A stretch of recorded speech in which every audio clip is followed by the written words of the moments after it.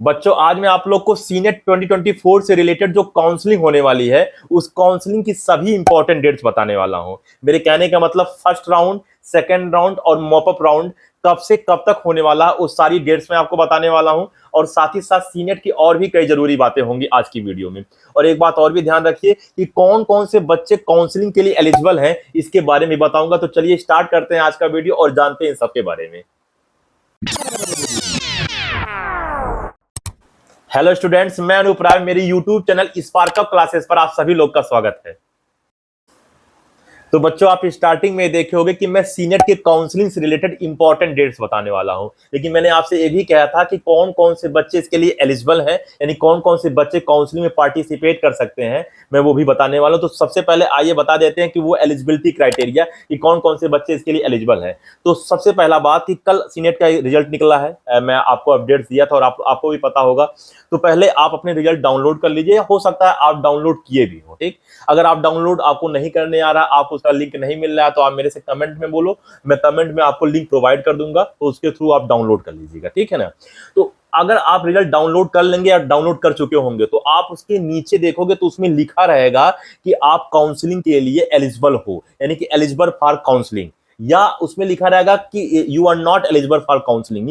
आपको बात समझ में आया ना ये कि मतलब नीचे लिखा होगा कि एलिजिबल फॉर काउंसलिंग या नॉट एलिजिबल फॉर काउंसलिंग, तो आप वहां के थ्रू देख सकते हो। लेकिन फिर भी अगर आपको जानना है कि सर मतलब क्या क्या क्राइटेरिया है इसका, कि मतलब मैं काउंसलिंग में पार्टिसिपेट कर सकता हूं या नहीं कर सकता हूं, तो इसके बच्चों 3 क्राइटेरिया है, यानी कि 3 एलिजिबिलिटी क्राइटेरिया है। तो मैं आपको एक एक करके सीक्वेंस वाइज गिना देता हूं।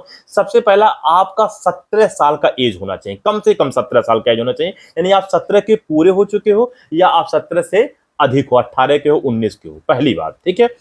अच्छा, एक बात और भी आपको बता दूं कि अगर आपका इस साल यानी कि 2024 में अगर आपका 31 दिसंबर तक भी 17 साल पूरा हो जा रहा है आपका एज, तो भी आप एलिजिबल हो। तो पहला जो एलिजिबिलिटी क्राइटेरिया वो आपके एज से रिलेटेड है, एज के लिमिट से, यानी कि आप 17 से कम के नहीं होने चाहिए, या तो आप 17 साल के हो या तो आप 17 साल से अधिक के होने चाहिए। ये पहली बात हो गई। दूसरी बात परसेंटेज से रिलेटेड है, क्लास 12 में परसेंटेज।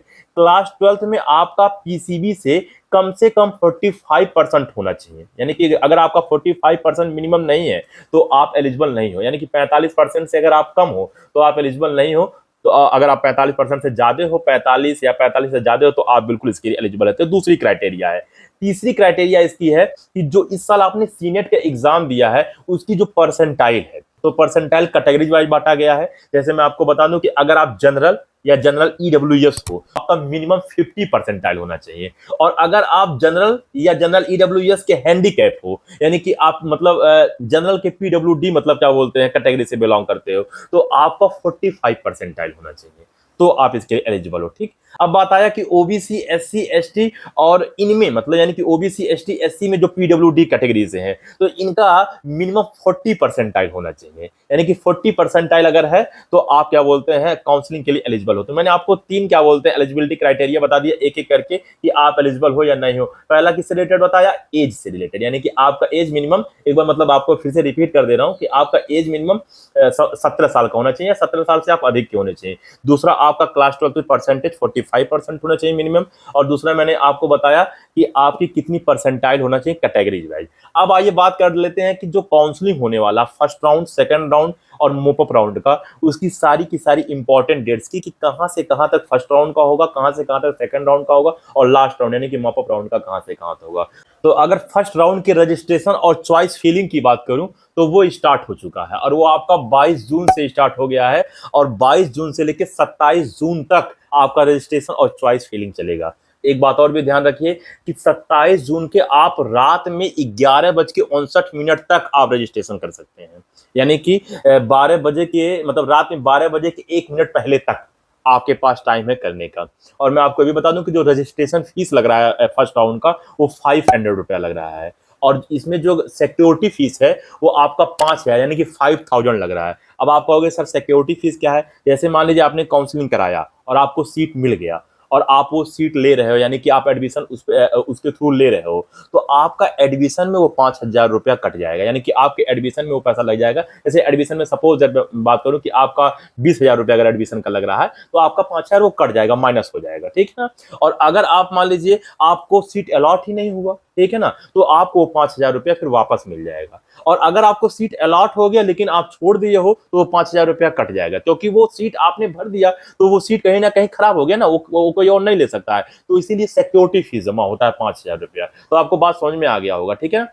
अब बात अगर फर्स्ट राउंड की रिजल्ट की करें, यानी कि इसमें सीट कब अलॉट होगा, तो आपका 30 जून को इसका सीट मतलब अलॉट होगा। यानी कि काउंसलिंग तो आप 22 से लेके 27 तक करा रहे हो और इसका जो रिजल्ट आएगा वो 30 जून तक आएगा। और कॉलेज पे रिपोर्टिंग रिपोर्टिंग का मतलब आप कॉलेज पे जाके जब आपको एडमिशन कराना होगा तो 1 जुलाई से 8 जुलाई तक कराना होगा। यानी कि 1 जुलाई से 8 जुलाई तक आपका एडमिशन होगा। और एक बात जरूर ध्यान रखिएगा, 8 जुलाई के शाम को 6 बजे तक एडमिशन होगा। अब ये सोचिए कि आप 6 बजे के बाद जाइए तो एडमिशन हो जाए तो दिक्कत है।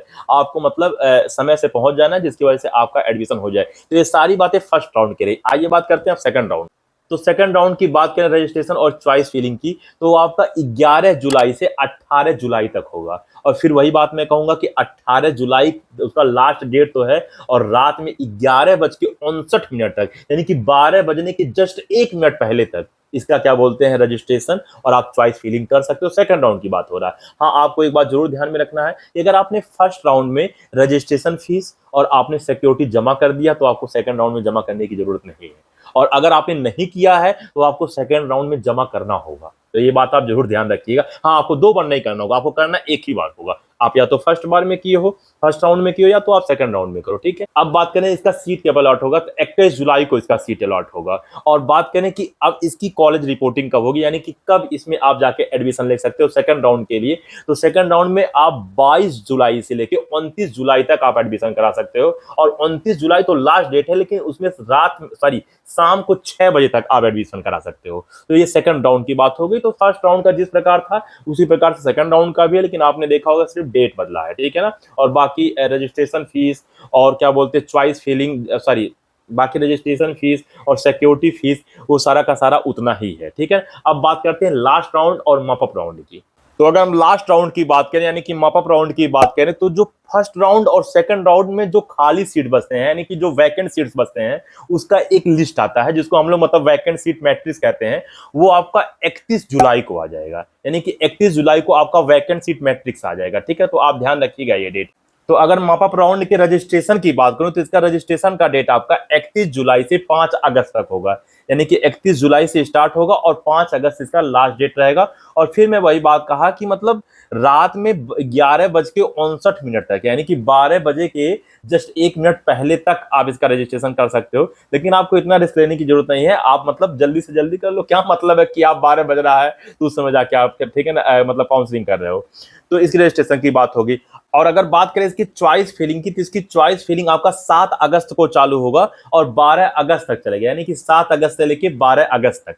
अब बात करें इसका रिजल्ट कब आएगा, तो इसका मतलब इस जो तीसरा काउंसलिंग है, ठीक है, इसका रिजल्ट कब आएगा, तो इसका रिजल्ट आपका 16 अगस्त को आ जाएगा, ठीक। और बात करें अगर इसके कॉलेज रिपोर्टिंग की, यानी कि आप कॉलेज पे जाके कब एडमिशन करा सकते हो, तो आपका 16 अगस्त से लेके 21 अगस्त तक रहेगा। और 21 अगस्त के शाम के 6 बजे तक रहेगा। यानी कि आपको मतलब क्या बोलते हैं 6 बजे के बाद अगर आप पहुंच रहे हो तो एडमिशन नहीं होगा। आपने देखा होगा कि लास्ट राउंड यानी कि मॉपअप राउंड का रजिस्ट्रेशन कब से कब तक होगा, चॉइस फिलिंग कब से कब तक होगा, कब इसका रिजल्ट आएगा और कब जाके आप एडमिशन करा सकते हो। एक बात आपको और भी ध्यान देने की बात है कि आपने अगर फर्स्ट राउंड सेकंड राउंड में हमने बताया था कि अगर फर्स्ट राउंड में आपने 500 रुपये रजिस्ट्रेशन फीस दे दिया है तो आपका सेकंड राउंड में नहीं लगेगा। लेकिन अगर आप मॉपअप राउंड में हो तो फिर से आपका 500 रुपया लगेगा। तो आप ये मत सोचना कि अगर आपने फर्स्ट राउंड या सेकंड राउंड में आपने 500 दिया है तो आपका मॉपअप राउंड में नहीं लगेगा। मॉपअप राउंड में आपका 500 लगता ही लगता है, चाहे आप उन राउंड को मतलब बीट करते हुए पास करते हुए आए हो या डायरेक्ट आए हो, आपको मॉपअप राउंड में 500 रुपया लगेगा ही लगेगा। तो ये बात आप बिल्कुल ध्यान देना।